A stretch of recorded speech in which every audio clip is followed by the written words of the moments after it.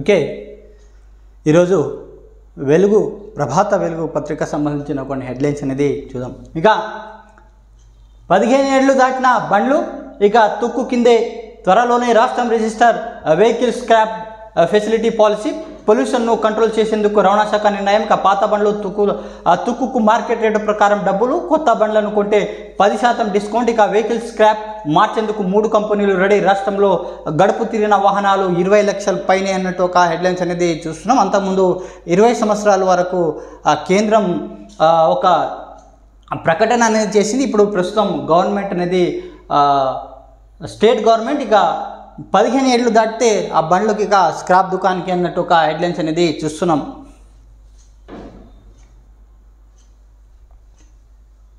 ఇక ప్రభుత్వాన్ని ఆస్తిపరిచే కుట్ర, ప్రాంతీయ విభేదాలు, బీఆర్ఎస్ రెచ్చగొడుతున్న మంత్రి ఇక పొన్నం. రాష్ట్రంలో లా అండ్ ఆర్డర్ సంక్రమించే ఉంది, ఇక ప్రజలు ఆందోళన చెందొద్దని సూచన ఇచ్చారు పొన్నం ప్రభాకర్. ఇక హైదరాబాద్ బ్రాండ్ ఇమేజ్ దెబ్బతీస్తున్నారు, రాష్ట్రంలో బీఆర్ఎస్ నేతలు అల్లలు సృష్టిస్తున్నారు. ఇక మంత్రి కోమటిరెడ్డి కౌశిక్ రెడ్డి సర్పంచ్ పోస్టులు కూడా పనికిరాని అంటూ కామెంట్ చేశారు కోమటిరెడ్డి వెంకటరెడ్డి.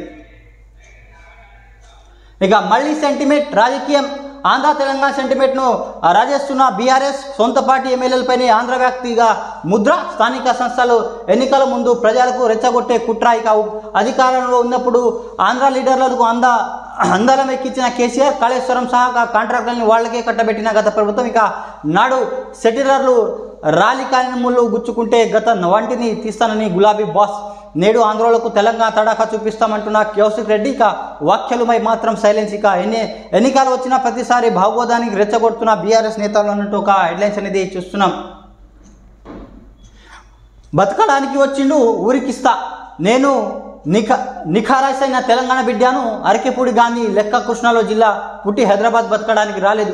హైదరాబాద్లో గడ్డ మీద పుట్టిన అరకెపూడి గాంధీ ఆంధ్రాలో పుట్టి మా దగ్గరికి బతకడానికి వచ్చిండు. ఆయనకి అంత ఉంటే నాకెంత ఉంటుందో చూపిస్తా, చర్యకు ప్రతి చర్య తప్పకుండా ఉంటుంది అంటూ హైదరాబాద్ గాంధీని ఉరికిస్తా అన్నట్టు కౌశిక్ రెడ్డి బీఆర్ఎస్ ఎమ్మెల్యే వ్యాఖ్యానించడం జరిగింది. ఇక మమ్మల్ని రెచ్చగొడతారా, ఇక రాష్ట్రంలో ఇంకా ఆంధ్ర పాలకులు లోతుతున్నారు, వాళ్ళే మమ్మల్ని రెచ్చగొడుతున్నారు.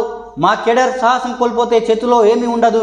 ఏపీ సీఎం చంద్రబాబు గెలిచాక బీఆర్ఎస్ వాళ్ళు తెలంగాణ వాదులుగా రెచ్చగొడుతున్నారు. వినయ్ భాస్కర్ బీఆర్ఎస్ మాజీ ఎమ్మెల్యే అన్నట్టు ఒక హెడ్లైన్స్ అనేది చూస్తున్నాం. అధికారంలో ఉన్నప్పుడు ఆంధ్ర లీడర్లు, ఆంధ్ర కాంట్రాక్టర్లు పెట్టుకున్న బీఆర్ఎస్ నేతలు అధికారం కోల్పోవడంతో మరోసారి ఆంధ్ర తెలంగాణ సెంటిమెంట్ రాజేస్తున్నారు. హైదరాబాద్లో ఆంధ్ర లీడర్లు టికెట్లు ఇచ్చి సెటిలర్లు అరికాలి నమ్ముళ్ళు గుచ్చుకుంటే తన పంటితో తీస్తానని చెప్పి నాడు ఓట్లు చేయించుకున్న కేసీఆర్ అండ్ టీం తాజాగా రూట్ మార్చింది. బతకడానికి ఆంధ్ర నుంచి హైదరాబాద్ వచ్చిన వాళ్ళు తెలంగాణ తడక ఏంటో చూపిస్తామంటూ బీఆర్ఎస్ ఎమ్మెల్యే కౌశిక్ రెడ్డి హెచ్చరిస్తున్నారు. ఆ పార్టీ పెద్ద లీడర్లు సైలెంట్గా మద్దతు ఇస్తున్నారు. బీఆర్ఎస్ ఆంధ్ర వాళ్ళు ఓట్లు కావాలి కానీ ఆంధ్ర లీడరు అవసరం లేదా? ఎమ్మెల్యేలు కౌశిక్ రెడ్డితో కేసీఆర్, కేటీఆర్ అలా మాట్లాడిస్తారా? లేదంటే కౌశిక్ రెడ్డి చర్యలు తీసుకోవాలి అని సీఎం రేవంత్ గురువారం ఢిల్లీలో సవాల్ చేస్తున్న బీఆర్ఎస్ హైకమాండ్ నుంచి ఇప్పటి వరకు ఎలాంటి స్పందించలేదు. దీన్ని బట్టి కౌశిక్ రెడ్డి ఎపిసోడ్ ఇంకా బీఆర్ఎస్ హైకమాండ్ కన్నుపన్నులోనే జరుగుతున్నట్టు అర్థమవుతుందని పొలిటికల్ సర్కిల్లో చర్చ జరుగుతుంది. బీఆర్ఎస్ టికెట్పై గెలిచిన అరకెపూడి గాంధీపై ఆంధ్ర వ్యాప్తిగా ముద్ర వేయడం, కౌశిక్ రెడ్డి గాంధీ మధ్య జరుగుతున్న మాటల యుద్ధాన్ని ఆంధ్ర తెలంగాణ వాళ్ళ మధ్య జరుగుతున్న వార్ చూపించేందుకు ప్రయత్నించడం బీఆర్ఎస్ ప్లాన్లో భాగమేనని ఆయన వాదనలు చేయడం జరిగింది. ఇక బీఆర్ఎస్ ఎమ్మెల్యేల హౌస్ అరెస్ట్, ఎమ్మెల్యే గాంధీ ఇంటి ముట్టడి పిలుపులో నేపథ్యంలో గృహ నిర్బంధం. ఇక ఎమ్మెల్సీ సింబిపురాజు ఇంటికి వెళ్ళిన కౌశిక్ రెడ్డి అక్కడి నుంచి గాంధీకి వెళ్ళే ప్రయత్నం అడ్డుకున్న పోలీసులు. తెలంగాణ కోసం చావడానికి సిద్ధం కౌశిక్ రెడ్డికి ప్రశ్నించే దాడులు చేస్తున్నారు కేటీఆర్. శాంతి భద్రతలు దెబ్బతినడానికి సీఎం రేవంతే కారణం అంటూ హరీష్ వ్యాఖ్యానించడం జరిగింది. ఇక శాంతి భద్రతలను దెబ్బతీసే సహించం, బాధ్యతలు కఠిన చర్యలు తీసుకుంటాం. డీజీపీ ఇక ఎమ్మెల్యేల గాంధీ, కౌశిక్ రెడ్డి ఘటనపై రిపోర్టులు ఇవ్వాలి, సైబరాబాద్ సిపికి ఆదేశం ఇచ్చారు. ఇక రాష్ట్రంలో శాంతి భద్రతలను విఘాతం కలిగిస్తే సహించేది లేదని, బాధితులపై కఠిన చర్యలు తప్పని డీజీపీ జితేందర్ హెచ్చరించారు. సున్నితమైన అంశాలను రెచ్చగొట్టేందుకు ప్రయత్నిస్తే చట్టపరమైన చర్యలు తీసుకుంటామని చెప్పారు. ఇక హైదరాబాద్ ఎలాంటి అవాంఛనీయ సంఘటనలకు తావు లేకుండా పరిశ్రమను ఏర్పాటు చేయాలని హైదరాబాద్, సైబరాబాద్, రాచకొండ పోలీస్ కమిషనర్కు ఆదేశాలు ఇవ్వడం జరిగింది. ఇక కులగణనపై కసరత్తు సురు. కులగణన బీసీ కమిషన్ కసరత్తు మొదలుపెట్టింది. మాజీ చైర్మన్ మెంబర్స్తో కమిషన్ కొత్త చైర్మన్ నిరంజన్, సభ్యులు బాలాల సురేందర్, జయప్రకాష్ శుక్రవారం సమావేశమయ్యారు. స్థానిక సంస్థలో బీసీ రిజర్వేషన్ పెంపుపై చర్చించనున్నారు అన్నట్టు ఒక హెడ్లైన్స్ అనేది చూస్తున్నాం. ఎన్ఐసికి ధరణి బాధ్యతలు.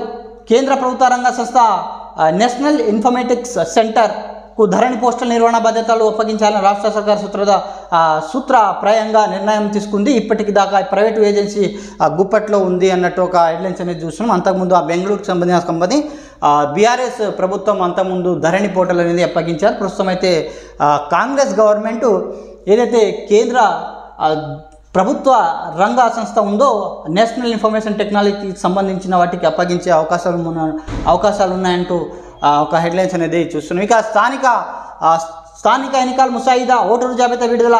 స్థానిక ఎన్నికల ముసాయిదా ఓటరు జాబితాను రాష్ట్ర ఎన్నికల సంఘం అన్ని గ్రామాల పంచాయతీలు ఎంపీడీఓ కార్యాలయంలో కలెక్టర్లతో శుక్రవారం ప్రదర్శించింది. ఇక 21వ తేదీ దాకా అభ్యంతరాలు తీసుకుంటారు అన్నట్టు ఒక హెడ్లైన్స్ అనేది చూస్తాం. ఇక జనవరిలోనే స్థానిక ఎన్నికలు ఉండే అవకాశాలు ఉన్నాయన్నట్టు మనకు ఇంతకుముందే కొన్ని రోజుల క్రితమే కొన్ని హెడ్లైన్స్ అనేది మనం చూసినాం. ఇక హైడ్రా ఏర్పాటుకు స్టే ఇవ్వలేం. జీవో జారీ చేసిన చట్టబద్ధత లోపించింది హైకోర్టు. ఆందోళనకరంగా హైడ్రా పనితీరు నోటీసులు ఇవ్వకుండా కూల్చివేతాల అని ప్రశ్న. ఇక రాష్ట్ర ప్రభుత్వం నోటీసులు కౌంటర్ ఆదేశం అన్నట్టు ఒక హెడ్లైన్స్ అనేది చూస్తాం. ఇక ట్రాఫిక్ నియంత్రణకు ట్రాన్స్జెండర్లు హోంగార్డ్ తరహా వారికి విధులు సీఎం రేవంత్. ఇక ఇండోర్లా గ్రేటర్ హైదరాబాద్ చెత్త సేకరణ GIS QR స్కాన్ పరిజ్ఞానం వినియోగించాలి. మూసి పరివాహక ప్రాంత నిర్వాహకులు పునరావాసం కల్పించాలని అధికారులకు ఆదేశం. ఇక ట్రాఫిక్ నిధులు నిర్వహించే ట్రాన్స్జెండర్ల కోసం పరిశీలిస్తున్న యూనిఫామ్ అన్నట్టు ఒక హెడ్లైన్స్ అనేది చూస్తున్నాం.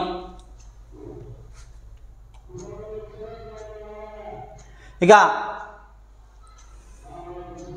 కేజ్రీవాల్కు బెయిల్. లిక్కర్ స్కామ్ కేసులో మంజూరు చేసిన సుప్రీంకోర్టు 10 లక్షల పూజీకత్తు ఇద్దరి సూరిటీ కేసుపై బహిరంగ కామెంట్ చేయొద్దని షరతు. ఇక సీఎం కార్యాలయానికి వెళ్ళొద్దని, అధికారిక ఫైళ్లపై సంతకాలు చేయొద్దని ఆదేశం. అరెస్టు కరెక్టే, అరెస్ట్ చేసిన టైం సరైనది కాదని కామెంట్. ఇక 6 నెలల తర్వాత తీహార్ జైలు నుంచి ఢిల్లీ సీఎం రిలీజ్ అన్నట్టు ఒక హెడ్లైన్స్ అనేది చూస్తున్నాం. మరి ఆయన విడుదల చేసి ఏం లాభం? మరి ఆయన సెక్రటరియట్కి వెళ్ళొద్దంట. మరి ఏదైతే ఫైళ్ళ పైన కూడా సంతకం చేయవద్దంట. మరి ఆయన సీఎం కుర్చీలో కూర్చొని ఏం లాభం? మరి ఇక షరతులు లేకుండా వరద సాయం చేయండి. కేంద్ర బృందానికి సీఎం రేవంత్ రెడ్డి విజ్ఞప్తి. రాష్ట్రంలో వరద నష్టం రూపాయలు 10,320 కోట్లు. రూల్స్ ప్రకారం ఎన్డీఆర్ఎఫ్ నుంచి ₹1 వాడుకోలేం. కిలోమీటర్ రోడ్డు డ్యామేజ్ 1,00,000 ఇస్తే టెంపరీ రిపేర్లు కూడా కావు. కేంద్రం అమలు చేస్తున్న కఠిన నిబంధనలు సడలించాలి. మున్నేరు వాగు రిటైనింగ్ వాల్ నిర్మాణం కోసం సహకరించాలి. మేడారం అడవులో చెట్లు కూలడంపై శాస్త్రీయంగా స్టడీ చేయాలి. వరదలు వచ్చినప్పుడు బెటాలియన్లు వాడుకుంటామని వెల్లడి. కేంద్ర బృందానికి వివరాలు అందజేస్తున్న సీఎం రేవంత్. పక్కనే మంత్రి పొంగులేటి శ్రీనివాస్ రెడ్డి. ఇక భారీ వరదతో నష్టపోయిన రాష్ట్రానికి ఎలాంటి షరతులు లేకుండా తక్షణమే ఆర్థిక సాయం అందించాలని కేంద్ర ప్రభుత్వానికి సీఎం రేవంత్ రెడ్డి మరోసారి విజ్ఞప్తి చేశారు. వరద ఆపదలో ఉన్న ప్రజలకు ఆదుకునేందుకు పెద్ద మనసులు చేసుకోవాలని, విపత్తు నిధుల వినియోగం కేంద్రంలో అమలు చేస్తున్న కఠినమైన నిబంధనలను సడలించాలి.